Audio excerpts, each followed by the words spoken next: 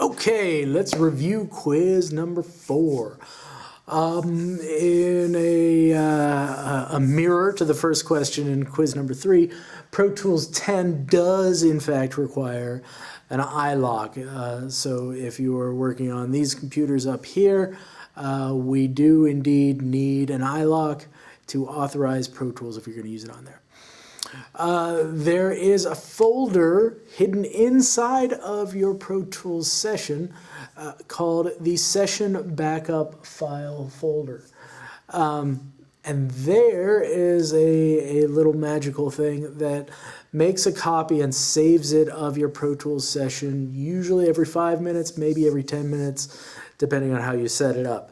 And that has saved more sessions than I can count. Whether they get corrupted or lost, or you just did something that you didn't mean to do and you don't know how to get back. You can go back there. I think there are 10 copies that it will save. So if it's 5 minutes over the past 50 minutes that Pro Tools has been open, it saves those. So yeah, that's. There are a few implications we can talk about for that, but for now, we'll just leave that with that's a very useful thing that you should know that it exists and use when you need it, but hopefully you don't need it that much. Okay, so the difference between sends and inserts.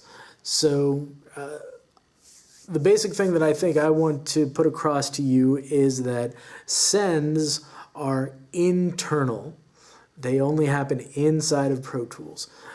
Inserts, they could go external to Pro Tools. This is a little bit easier to see if you think about it as a mixing board and external gear, right? So as you're sending a signal around inside of the mixing board, that's all on sends, right? It's not until you need the external gear that you use an insert. Okay, so there we go. Okay, and then to talk about 2 more types of tracks in Pro Tools. There's a track called the instrument track, and that is a combination of a MIDI track and an aux input at the same time, and they are very useful for virtual instruments. I have seen many people sort of make this mistake about, oh, I'm recording a guitar.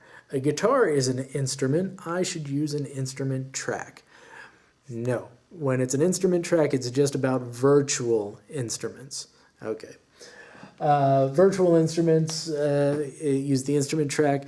MIDI track, I'm saying that is just the digital performance data.